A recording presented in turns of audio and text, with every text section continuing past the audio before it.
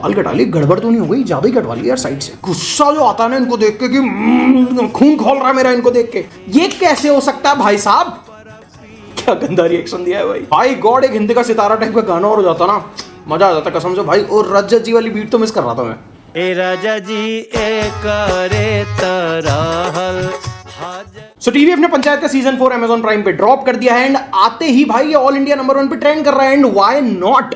मेरे हिसाब से इंडिया का सबसे बड़ा शो है, सबसे हिट शो है एंड सबसे एंटिसिपेटेड सीजन है ये, क्योंकि लास्ट सीजन जहां पे कहानी खत्म हुई थी वहां से आगे क्या होगा ये देखने में सबको इंटरेस्ट था भाई साहब। तो क्या पंचायत का सीजन 4 भी उसके पिछले सीजन की तरह माइंड ब्लोइंग है? कौन जीत रहा फुलेरा ग्राम पंचायत के इलेक्शंस, प्रधान जी या बनराकस? क्या इस सीजन फाइनली सचिव जी और रिंकी का टिंचू टिंचू टाई टाई हो पाया? और आखिर किसने चलवाई प्रधान जी पे गोली? तो आइए एनालाइज करते हैं ये सब एंड और भी बहुत कुछ अबाउट पंचायत सीजन 4। एंड घबराना मत, एक बार के लिए तुम्हारी गर्लफ्रेंड का मेल बेस्ट फ्रेंड जेन्युइनली अच्छा आदमी निकल सकता है, लेकिन हमारे वीडियो में स्पॉइलर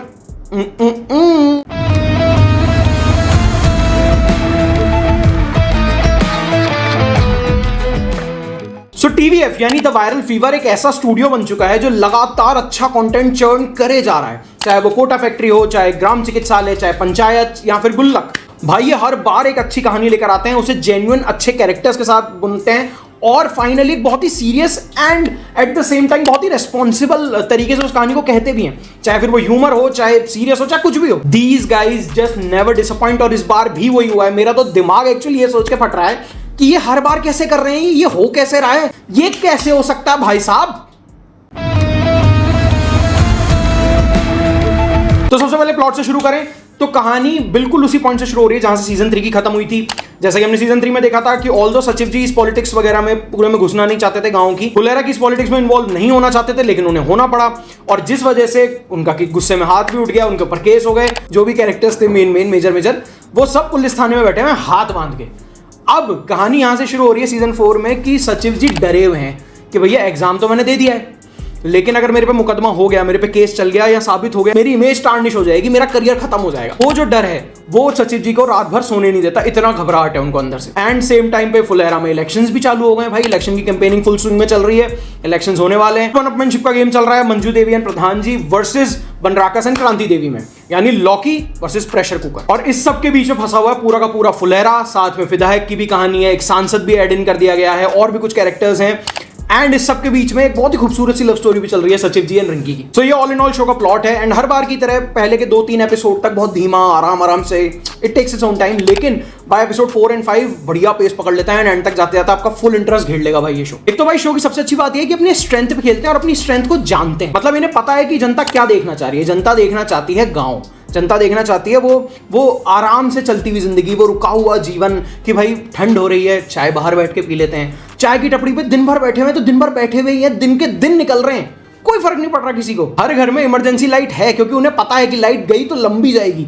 ऐसा जो जीवन है वो देखने में पंचायत चला क्यों था जब 2020 में जब पहली बार आया, तो इसीलिए तो चला था ना कि हमें वो लाइफ बहुत अच्छी लग रही थी।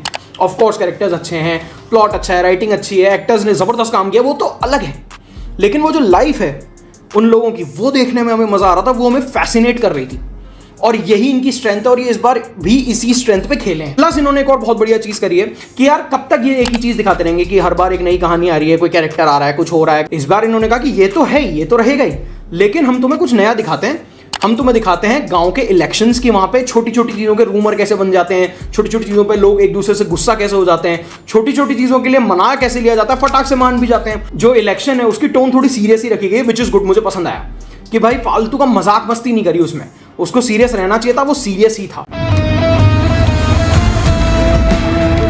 ओके, अब अगर कास्ट की बात करूं तो सबसे पहले बात करूंगा मैं इस साल यानी इस सीजन की जो स्टार जोड़ी है जिन्होंने मेरे हिसाब से अपने कंधे पे चलाया है इस शो को, इस पर्टिकुलर सीजन को। सबसे पहले दुर्गेश कुमार जी जो कि बनराकस प्ले करते हैं यानी कि भूषण जी। सेकंड है सुनीता राजवर जो उनकी वाइफ प्ले करती हैं यानी कि क्रांति देवी। भाई साहब इतना मतलब गुस्सा जो आता है ना इनको देख के कि खून खोल रहा है मेरा इनको देख के। इनका काम ही यही था, इनकी एक्टिंग इतनी बढ़िया थी शो में कि जहां दिख रहे थे ना, इनकी वो जो एक काइया सी स्माइल है ना पूरे शो में चेहरे पे, आपको उससे गुस्सा हो जाएगा, नफरत सी होने लग जाएगी इन दोनों से। और यही तो जीत गए एज एन एक्टर, यही इनकी जीत थी। देन द यूजुअल्स यानी कि जितेंद्र कुमार जो कि प्ले करते हैं अभिषेक यानी सचिव जी। बेहतरीन काम है, बढ़िया काम है, अंडरस्टेटेड है इस बार। हाँ मैं ये जरूर कहूंगा कि थोड़ा सा अंडर प्ले करा इन्होंने, विच इज गुड यार। हर बार मतलब वो हीरो बनना जरूरी नहीं है ना, एंड जहां पे उनको फटना है, जहां गुस्सा आना चाहिए, जहां पे बदले लेने वाली चीज है।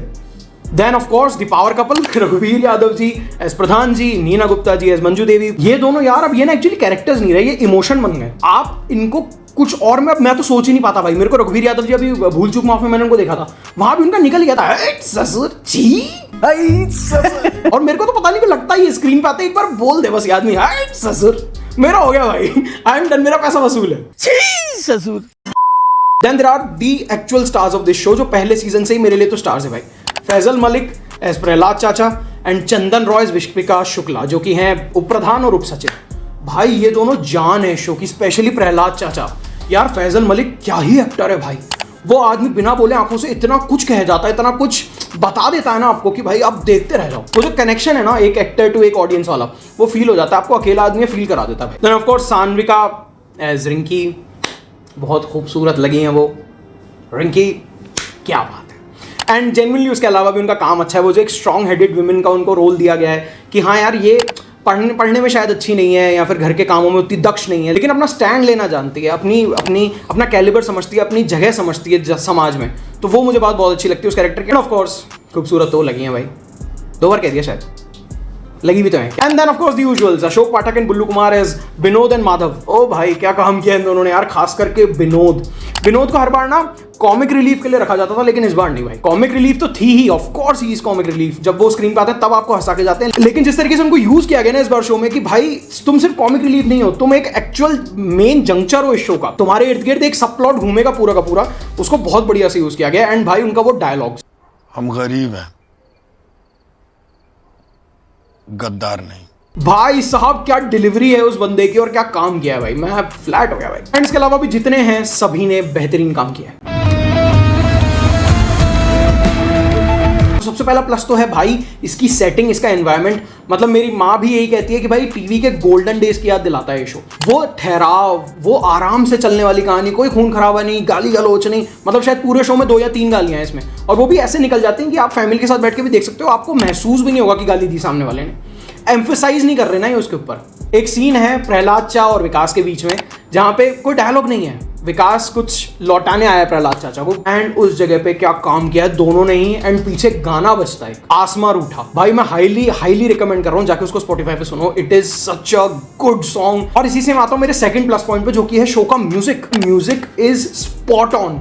हाँ ऑफ कोर्स हिंद का सितारा जैसा कोई तड़कता भड़कता गाना तो मैं भी मिस करा मैंने भी। तीसरा पॉइंट मैं कहूंगा यार वो जो स्लो बर्न रोमांस, वो हो सकता है कुछ लोगों को अजीब भी लगे कि भाई क्या 2040 में शादी कराओगे क्या रिंकी और सचिव जी की, लेकिन मुझे वो पसंद आ रहा है। हमारे यहाँ तो 3rd डेट तक क्या हो जाता है हम सब जानते हैं, और उसके बाद तो ऑफ कोर्स द परफॉर्मेंसेस इस शो का सबसे बड़ा प्लस। प्रहलाद चा से लेकर रघुवीर यादव से लेकर विनोद से लेकर एवरीवन, ऐसा कौन है जिसने अच्छा काम नहीं किया हो भाई। इस शो के स्टार्स भूषण एंड क्रांति देवी, भाई कोई भी ऐसा नहीं था जिसने एक गलत डायलॉग या एक गलत टोन पकड़ी हो शो में।